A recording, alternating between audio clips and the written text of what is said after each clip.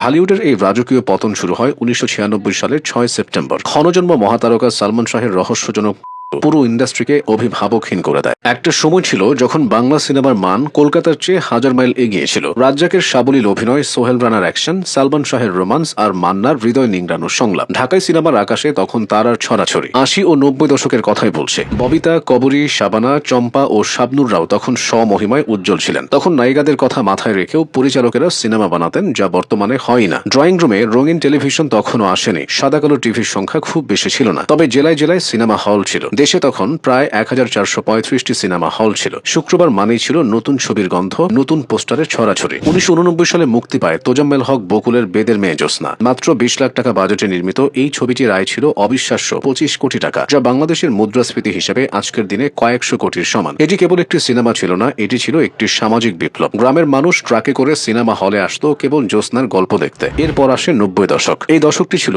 আধুনিক ঢালিউডের শুরু। সোহানুর রহমান সোহান যখন কেয়ামত থেকে কেয়ামত দিয়ে দুই তরুণ মুখ সালমান শাহ আর মৌসুমীকে পরিচয় করালেন, পুরো দেশে আলোড়ন সৃষ্টি হয়। রোমান্টিসিজম আর স্টাইল কি হতে পারে তা সালমান শাহ দেখিয়েছেন। সালমান শাহের চশমা, তার মাথার কাপড় বা কথা বলার ভঙ্গি সবই ছিল তখনকার তরুণদের ফ্যাশন আইকন। সেই সাথে নাইম শাবনাজ, ওমর সানি মৌসুমী আর রিয়াজ শাবনুর জুটির রসায়ন ইন্ডাস্ট্রিকে প্রতি বছর কয়েকশো কোটি টাকার ব্যবসা এনে দিয়েছিল। তখনকার সিনেমার প্রাণ ছিল গান। এন্ড্রু কিশোর, সাবিনা ইয়াসমিন, কনক চাপা বা রুনা লায়লার কণ্ঠ ছাড়া সিনেমা পূর্ণতা পেত না। আহমেদ ইমতিয়াজ বুলবুল কিংবা আলাউদ্দিন আলীর সুর করা গানগুলো আজও মানুষের মুখে মুখে। আমার বাবার মুখে প্রথম যেদিন, সবাই তো ভালোবাসা চায় কিংবা পরে না চোখের পলক, এই গানগুলো সিনেমার প্রচারণায় অক্সিজেনের মতো কাজ করত। সিনেমার মানও ছিল তখন অত্যন্ত উঁচু। কাজী হায়াতের দাঙ্গা বা ত্রাস ছিল কঠোর রাজনৈতিক বাস্তবতার দলিল। আবার ছুটির ঘন্টার মতো সিনেমা দেখে চোখের পানি ফেলেনি এমন বাঙালি খুঁজে পাওয়া যায়। এফডিসির ৯টি ফ্লোরে তখন ২৪ ঘন্টা শুটিং চলত। শিফট ভাগ করে কাজ করতেন হাজার হাজার মানুষ। কিন্তু জোয়ারের পরেই থাকে ভাটা। ঢালিউডের এই রাজকীয় পতন শুরু হয় ১৯৯৬ সালের ৬ সেপ্টেম্বর। ক্ষণজন্ম মহাতারকা সালমান শাহের রহস্যজনক